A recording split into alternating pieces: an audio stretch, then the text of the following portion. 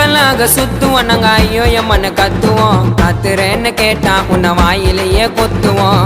எங்க புள்ளிங்க எல்லாம் பயங்கரம், எங்களை பார்த்த தமன மயங்கி ஓய்ந்துரும். உண்மைங்க நயன்தாராவ கூட விழுந்துரும். இப்ப புது நடிகை கீர்த்தி சுரேஷும் சேர்ந்து ஓய்ந்துரும். ஏ கும்பலாக சுத்துவோம் நாங்க ஐயோ எம்மன்னு கத்துவோம். ஏண்டா கத்துறேன்னு கேட்டா உன்னை வாயிலேயே கொத்துவோம்.